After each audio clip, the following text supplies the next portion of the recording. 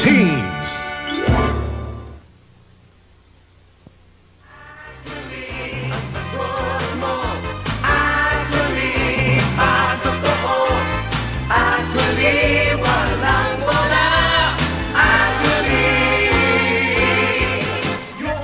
At gayon, ang pinakahihintay ng buong bayang Pilipinas, nagkatotoo na rin ang pinapangarap na rekonsilyasyon na kay tagal lang hinihintay ng buong bayan. At ang rekonsilyasyon na to ay dyan magaganap dito mismo sa RPN The Network sa pinakamalakas na programang Actually Yun Na, mga kababayan. Dito lang pwede magtagpo ang silangan at kanluran, ang langit at lupa, ang buwan at araw, ang Romualdez, ang Juanco, Marcos, Aquino at Ignacio.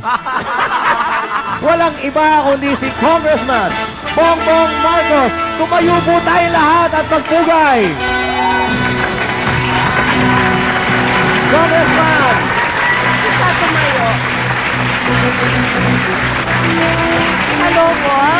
Welcome to Actually Yun Na. And thank you very much at pinaunlakan mo kami. No, not at all. It was a pleasure. Nung dumating yung paanyaya sa akin, sabi ko, bakit hindi? Sa wakas. Oo naman, at magkumparet-kumare tayo. Meron kaming inaanak, yung anak ko ng isang mayor from Isabela, si Mayor Bodji D. How are you? I am fine, thank you very much. I've been a little busy, but... I commented kanina na you lost a lot of weight.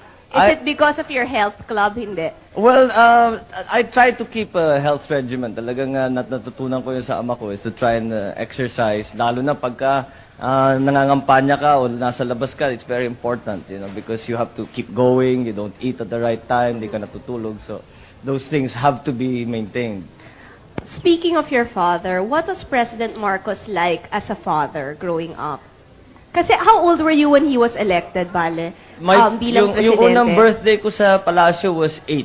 8 years old. Oh. So, actually, all of your teenage years? All of my teenage years and... Including your 20s? Most of my 20s. Oo. Yeah, mga 28 na kami nung umalis. So, that was a long, long time. Yeah, in the Was he palace. a disciplinarian? Well, hindi naman sa disciplinarian in the sense that he would make very clear kung anong hinahanap niya sa inyo, what he expects from you. And he would make it very clear if you did not live up to the standards that he put, that medyo masama ang loob niya sa'yo. In terms of actual pure discipline, yung pumapalo or something like that, hindi naman gano. Ang mommy mo?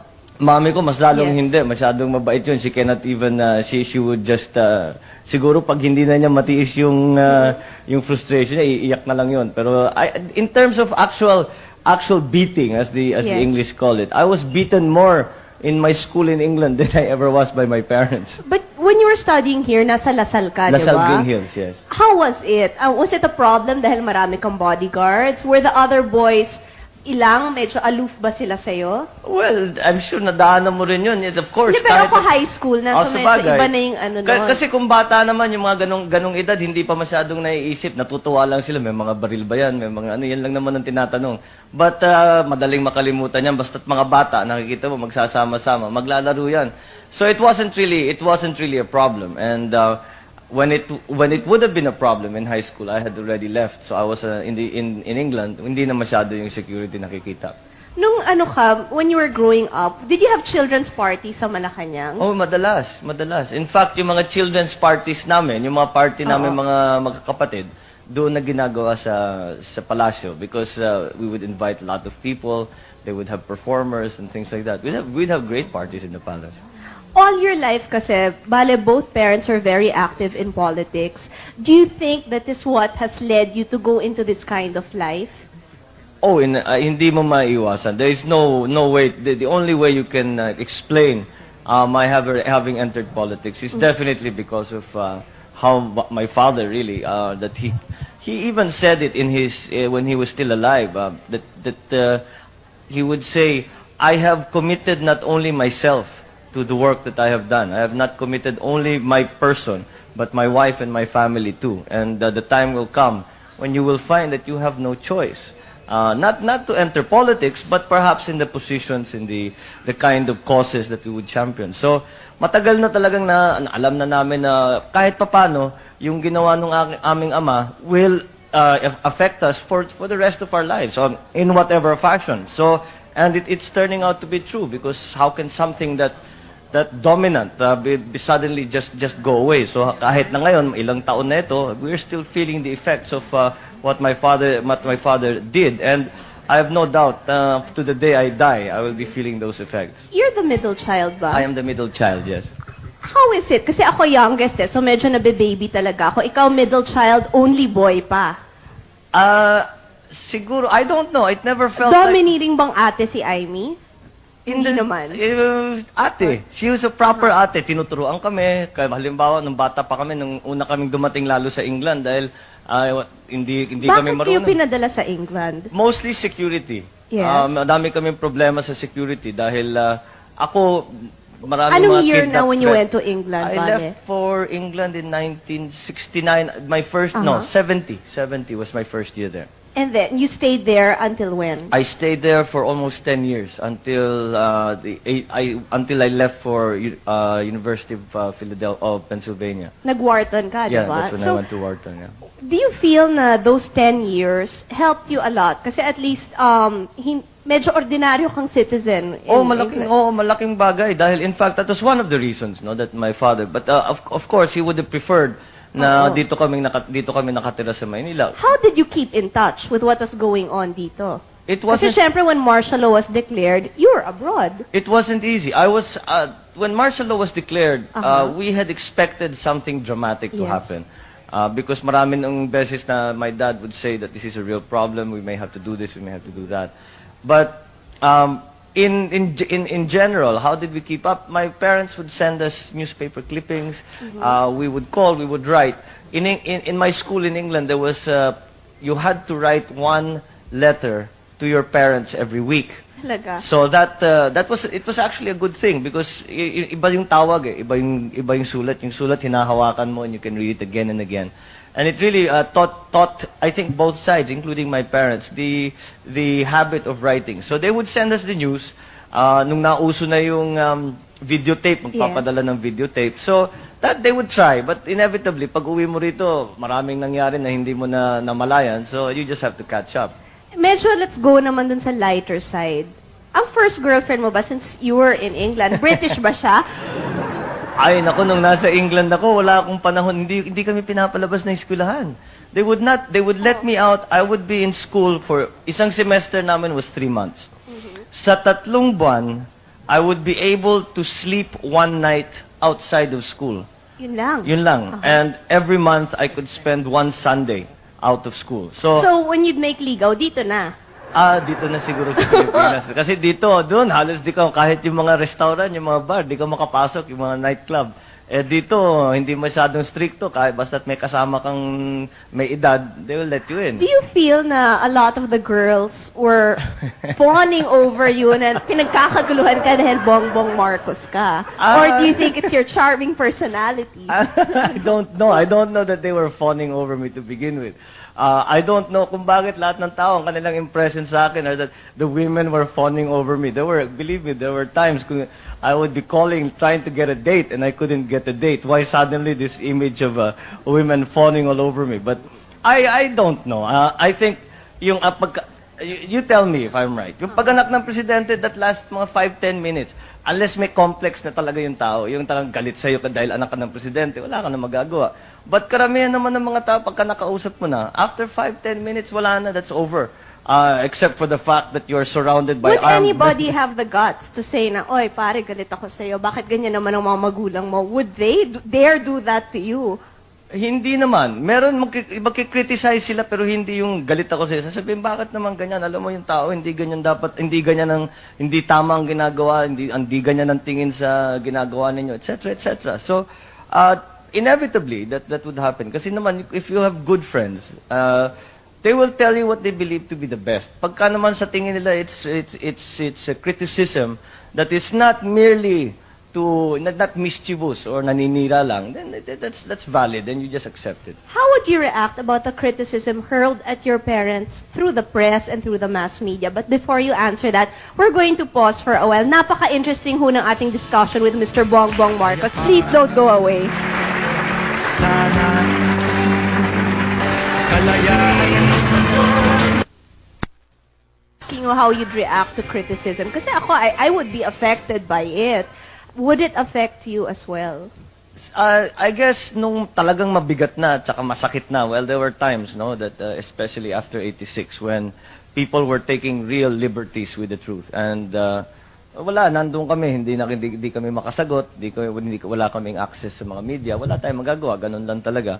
But yung run-of-the-mill na pangkaraniwan na it's those levels of standards that my father said. I suppose it's the same kind of thing that she's trying to continue to keep uppermost in our minds, that there is a level of standard that you How old is your son now? My son is 10 months. Oh, 10 months Magwa old. 1 year na. March na pinanganak. So, do you think na your son will also be geared towards following in your footsteps?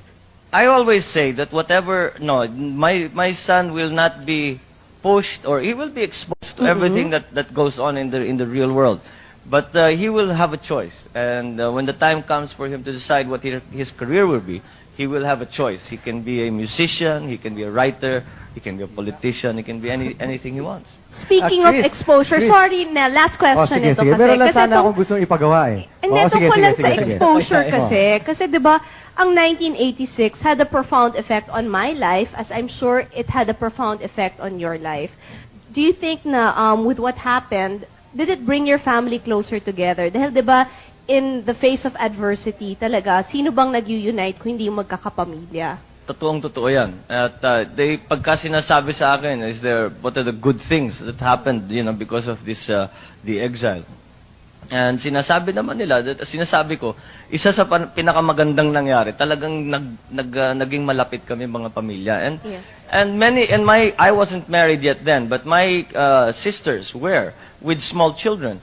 And sinasabi nila, mas mabuti na rin in a sense that they now found the time. Kasi kung hindi nangyari yun, they'd be working, they'd be doing things, hindi nila nakikita yung kanilang anak. Whereas now, they are able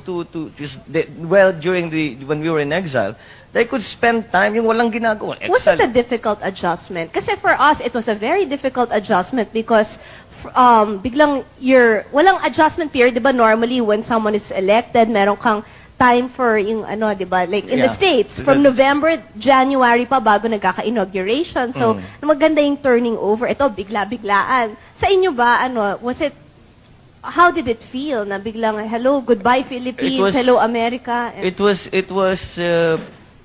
It was shocking. In the pure sense, you were nalaman mo ba kung sino yung mga tunay na kaibigan? Oo. They say that's what normally happens. Well, talagang makikita mo talaga kung Marami sino ba yung talagang didikit o hindi. balimbing, Bong? Yes. Bakit? Sorry. As we've mentioned, this is history in the making, Oo. Pero matagal-tagal bago maulit ito Masagot na... mo muna sa kanya yun, Tingnan, yung mas tungkol sa maganda- balimbing. Ay, yung balimbing. Oh, sige. marami Mamaya ka talaga. makopa naman yung sabi mo. Sige. Kung maraming balimbing, hindi, alam mo, ang tingin ko ganito, people are not, hindi naman masama ang tao. Meron masama talaga na hindi naman kailangan mamintas pa marami pang sinasabi. But there are people na makikita mo, that's their survival din eh. Hinate mo ba kami? Ha, Ano yun? Hindi Teka, ito na nga. Ito nga magandang kasi I was segue dyan. explaining that to him. Kasi Sige before, I was telling him na I was a year and a half, tapos sabi ko, kulang na lang isipin ko meron kayong mga horn sa ulo mo. Dahil, syempre, di ba yun ang kinalakihan ko? So, I was Sige wondering nga. kung, was the situation the same for them? Well, I think, in our case, because we have, as I said, been in politics for a long time, yung mga personal na namin, hindi masyadong pumapasok yan sa hate and love. And, well, siguro sa umpisa, when unang reaction mo, sasabihin mo, bakit naman ganito? Bakit yung mga tao ngayon? But after a while, lalo na yung sa 86, nung nasa Hawaii kami, sabihin mo, ganun talaga ang buhay, wala kang magagawa, just get on with it. And again, we really came to the conclusion that to cloud your mind with all of this emotion, especially when you're talking about your public life, is a dangerous thing. So, iniwasan namin yun. And with all of- Nakakayanan nyo yun to separate it. You have to. You just have to. Okay, Arnell, Ito na. Naku, nakabuelo rin ako. Sorry! Alam mo, ibang klase ka talaga. Nag-absent ka lang na isang Lunes eh. Nag-turbo ka na eh. Hindi natin si Kasi nga, Tita Jo Marie katu- nagpapa-impress. Oh. But you are very, very good. Oh. Pero Chris, alam mo, sinabi nga natin, history in the making ito na interviewin mo si Congressman Bongbong Marcos. Now, hindi na tayo siguro makakapag-antay pa ng isang beses na maulit ito. Na kung sakasakali, magkabaliktad ang sitwasyon na si Congressman ang may show at ikaw naman ang i-interviewin. Pwede siya Ano kaya kung baliktarin natin for a while? Congressman, is there a question in your mind na noong pa, hindi mo pa namimit si Chris, puro sa dyaryo lang, ano gusto mo itanong sa kanya? Yung mainit-init, ha? Well, I suppose... Kahit hindi political. Kahit hindi Oh, wag political. mo na political. Ay, hindi political. Dahil hindi na wala naman sa larangan politika si Chris. So, I would... No, I would... Yung mga nai-headline. Yung sinabi mo parang... A question for Kris Aquino from Congressman Bongbong Marcos. delikado na ito. Hindi, yung sinasabi mo, akalain nyo sa amin may sungay na and all that. How did that come about? Because we never, we were Hindi always... naman ikaw siguro personally, but syempre, di ba, ang nakatatak sa utak ko, the reason my dad was in jail was because of your dad. So, tapos, gano'n ka diretso daw.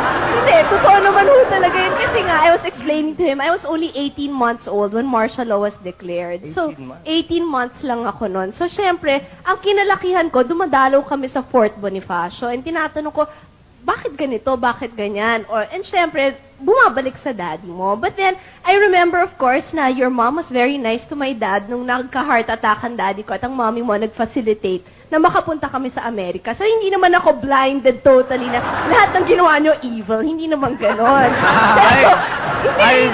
I once saw your dad when he came to the palace. Yes. Na balitaan namin, I was hanging around, si daddy nag-iisa sa opisina niya. Sabi ko, bakit walang tao? Bakit walang bisita? Sabi, pupunta si Ninoy, mag-uusap silang dalawa. And your father arrived. And I was so surprised, nakatago ako sa likod. As usual ko, basta may alam kong medyo importanteng nangyayari. Like, you talk about history in the making. That was history in the making. Nakatago ako sa likod. And I was so surprised. Ang tawagan nila, Brad. Because they were both from Upsilon, di ba? And I remember a question that my father asked. And it's, your father asked this. Sabi, Brad, bakit mo naman ako kinukulong? Bakit mo naman ako linagay sa Fort Bonifacio? Ang tanong naman ng tatay ko sa'yo, Brad, kung ikaw nasa posisyon mo, sa posisyon ko, hindi mo ba gagawin? Yun, nagtawanan silang dalawa. So I suppose they were able to see further than that. Siguro, di ba, pagka mag-anak ka, mas matindi talaga yung nararamdaman mo. Sa bagay, kung gano'n ang Kung siguro, if 8 months from now and you were jailed, siguro, yung anak mo rin naman siguro, yun ang kalalakihan. Kung sino man yung in power at that time, will also be, I guess. Well, I suppose it's inevitable that would happen. Basta especially sa Philippines, where the politics is taken so personally. Yes. Napakalaking problema natin yan dito sa Pilipinas. Dapat ang politiko hindi naman dapat pinapasukan ng personal. But in fairness naman, I've always said, every time napapanood ko si Bongbong na napakatalino niya, napaka-articulate na, at mukha naman siyang hindi makakapatay ng tao. So, yun naman ang sinasabi, ba? Mukha siyang mabait talaga. Chris, Yes. excuse me, no? Ang ganda kasi ng discussion na talaga sobra over my dead body. Sa totoong gusto ko lang, saludo ako sa inyong dalawa, hinahangaan ko kayo kasi napakatalino nyo, ano? Pero kayong dalawang tatanungin ko, someday, may ambition ba kayo na tumakbong presidente? And would you be like your father? Aha. In case you'll be At maglalaban pa kayong dalawa. Oo. Hindi ako, Would the scenario be the same? I think in my case, mas mahirap siguro because babae nga ako. And yung sa mommy ko was a very special situation. I think to this day, very, very male chauvinistic ang ating society. So mahihirapan pa ho ang mga babae. I don't know if 30 years from now, the situation will be different. Pero ako siguro gusto ko maglingkod sa mga mamamayan, but I don't think politics is my cup of tea at this moment. Yes, what about Bongbong? Excuse mo, Bongbong. Una, I beg to differ. Ang mga, lalo na ngayon we'll talk again about the youth. Yung mga kabataan, yung mga chauvinistic na dating cultural impediments natin, wala na ngayon yan. And I would say that certainly, in our society, there are so many women are dominant in their societies. Sa Ilocano, talagang matriarchal society kami. And we really respect the role of a mother, wife, and the woman in So I guess in you our make a very culture. good husband kasi di ba? Well, I try. Maganda yung ano niya. I- What I- about you? Yung About tanong running namin for the sa'yo. presidency, I don't know. Is it one step at a time? No, I did Yung not ano? enter politics to become president.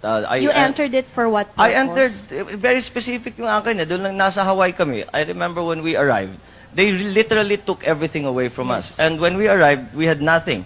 And ang mga tumutulong sa amin, yung mga Ilocano, alam naman natin, ang daming Ilocano doon sa Hawaii.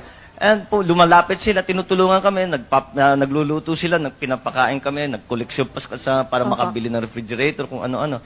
So, you know, you can imagine, this is somebody who Mararamdaman mo talaga Oh, yeah, yung yung- pagmamahal ng mga tao. So, ang aming iniisip, sabi, kailangan natin magpasalamatan itong mga ito. And this is how well do you serve the province? But also, I wanted to be part of the national debate. So, I entered, sabi ko, ideal ang Congress. At hindi ko naman iniisip ang pagka-Senado. Napapag-usapan na lang yan. So, I guess here we are now, life as a way of surprising us. And now that I'm here, but I did not go in, uunahin ko yung congressman, tapos magsisenado ko, tapos tatakbo ko bilang Pangulo. Hindi ganun ang pag-iisip ko. Ang iniisip ko lang paano makapagsilbi sa tao. And we will see if that comes. But it is not the end result. Because ang unusual sa atin dalawa, nakita natin yung pagkapangulo, hindi lang yung sa television. Yes. Nakikita natin kung gaano kahirap talaga yon. And 20 years I'll ask you, is a napanood mo long- ba ang Dave? Yes. Yeah. Kasi kaming lahat talaga tuwan-tuwa dun sa pelikula Oh, ngayon. I Did you remember. feel the same way? I Na felt ano? it would have been wonderful if we could have done something like that. But Oo. unfortunately, isang sine lang yun. But it would have been nice. It would have been nice to have taken a little bit of a break. Okay, before we close, I guess ang tatanungin ko lang si Bongbong, do you think that the name Marcos is an asset or a liability in terms of politics? Sobra bang expectations ng mga tao sa'yo? Well, in a sense, it is a liability in that sense because kahit na sinasabi ko, no, actually wala naman akong binabayad yeah, you will be president in 10 years. Maraming mga ganun.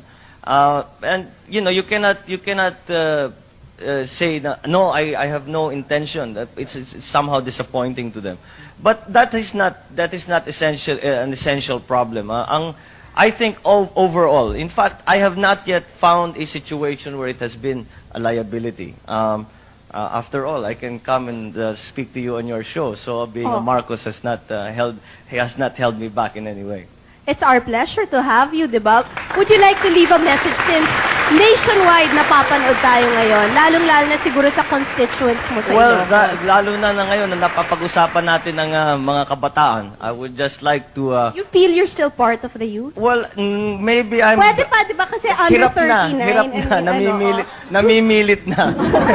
But I still feel sympathetic to what they have to face.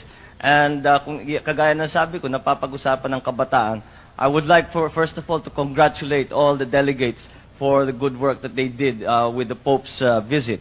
At ituloy ninyo yan, tuloy niyo yung pag-aktivista ninyo, tuloy niyo yung pakikialam ninyo, at kailangan kayo ng ating bansa. Do not stop, stay involved, we need you. Thank you very much, Congressman. It was a pleasure having you. Anything from you? May ponent question kasi yung mga taga Pampanga, Bongbong, kung tatakbo Yes. ka daw talagang senator. Mukhang sa takbo ng panahon, ganun ang patungo ng aking gagawin. Yes, it looks like I will be running for the Senate. Congratulations in advance. Yes. Thank you very much. Senorita Preciosa. Okay. Thank you very much. Thank you very much Wong. indeed. And- okay. Thank you Okay, so thank much. you. Maraming salamat po. Actually, you now will be back. Thank you, Congressman. Convincing otherwise qualified men and women to run. What makes a would-be politician run? What makes him or her a winning candidate? In the old days, it helped if a candidate had guns, goons, and gold. Today, a candidate is also expected to have glamour, guts, and maybe a good name, or at least one with easy recall. Enter showbiz personalities such as movie stars and singers, and basketball heroes. Are they more winnable than others who may be better qualified? What are voters looking for then? A movie star quality? The X Factor? Looks and fame? Charisma? A satisfactory track record? What if a candidate is a first-timer? What does he or she have to do to win votes? Tell the people, why are some candidates more winnable than others? And I think we have some of the more winnable personalities on the scene today. Let me go right ahead and introduce them. Very exciting tong show namin kasi panay political chismis ang lalabas dito.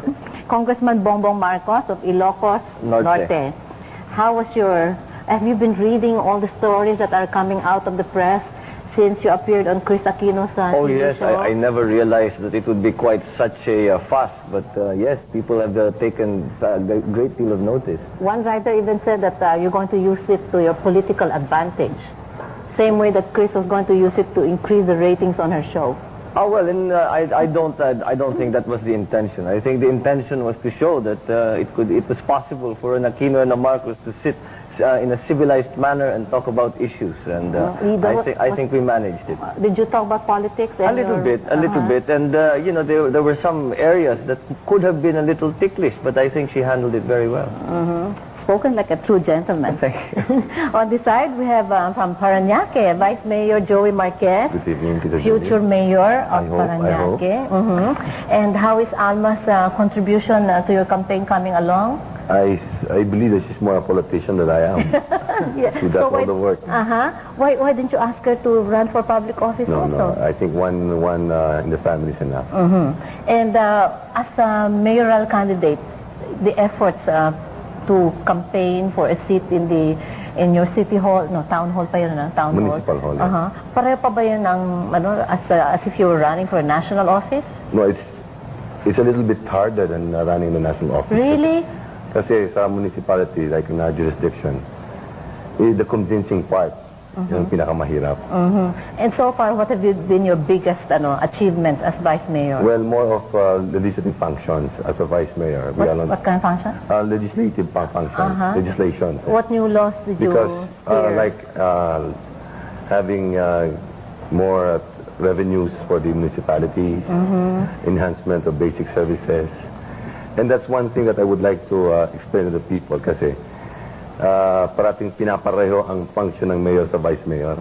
There's always a comparison. Malayo masyado eh. And how many other candidates are running for mayoral position? As far as I'm concerned, it's a one-on-one thing. Ikaw lang as against the incumbent. Yes. And over here, Miss Baby Arenas, I think the Nationalist People's Coalition, what do you call it? NPC. Nationalist People's Coalition, no? They have just announced that you're in their senatorial slate and Miriam Santiago is out. So that means the cat is out of the bag. You are running for senator. I didn't know. You don't? Nobody told me. Nobody told Because I you? was taping in the other studio and I wasn't able to watch the news, no? But Ronnie talked to me and offered the congressional seat in Makati and Senate or Mayor. Tatlo eh. Tatlo ang in-offer. So I'm so shocked, Julie. Ikaw na naman ang nakascoop na sinabi mo yung they already decided, but we still have to talk. What does your heart tell you? Ako, yun ang sinasabi ko sa aking mga dating kasama at mga kasama ko ngayon, yung tinatawag Greg na kayo, at saka yung originals na yung Wednesday group, silang advisors ko, na well, you see, if it will make a difference in the life of the marginalized poor people of our society, I might seriously think of choosing any of those three, no? And I think Which of the three? And to push through for policies and social reforms. So, sa tingin ko, mas sikreto na muna yata. Kailan ang deadline? Filing I think ng 3, no? certificate of February 3. February 3. Okay, and from Pasay City, Mrs. Elaine Cuneta, who is running for Congress, no? For congressional seat in Pasay. Elaine, so what party are you? The Cuneta Party? The Cuneta Party. Cuneta Party. Happy birthday. Happy birthday, Nino. Happy birthday party. Good. And Don't belong to any party though. so that means you're an independent. Does an independent have a fairly good chance of winning, maybe congressional, mas madali kaysa senatorial? No, maybe it's also based on the constituents. Like maybe it's hard to be independent. It's hard to be an independent candidate if you are the first timer. But if you are a little bit known by the people, and you have familiarized with your constituents, and you have done so many projects for them, I think the Lord will help you to them to get the votes. Actually, they think of you as the reason for the success of Mayor Cuneta. No, the two of us. The two of you. And how is the mayor? Fine. Is he running again this year? For the last time. For the last time, which is ikailang term? I think, Hindi na I niya don't know. mabila. I could not remember. Ilang taon na yon? 30 years? No, 40. 40 More. as mayor. And he never wanted to seek a Not bigger only as position. mayor, he was a former deputy governor of Rizal before he became a mayor. And Sharon? Is Oh, no. Talagang wala. Wala pa. Wala pa. Wala pa. Pwede pa. Hanggang February 3 pa. And over there, Mr. Colonel Gringo Honasan, who is going to who is aspiring to be a senator as an independent candidate. We are on our way, Ma'am Julie, to making a firm decision. Meaning? That will only happen when we file our candidacy. Which, but your heart is telling you what? Well, we feel that it's better probably to try our luck, present ourselves to the people as a candidate, and run as senator than running for our lives and going underground. But you're a military tactician. Basically, I'm still a soldier at heart. Will that kind of background help you as a politician or first as a political candidate? Well, maybe the issue here is not background, but consistency. Consistency? Yes. Meaning you will be mounting a coup? No, what we were before, during, and after. Whatever we mount. So we have here now two neophytes, Mr. Honasan and Ms. Arenas. And Elaine. Oh, I cannot think of Elaine as a neophyte, no? I don't think. I think she's been in politics for longer than most of us. Yeah, she's got more experience, heart-wise and head-wise and hands-wise. And our question tonight is, what makes a candidate more winnable than others? Maybe we have to zero in on the X factor. So I'd like our viewers to call us also, 931-8805, 931-5084, and 5085, to tell us what they are looking for in a candidate.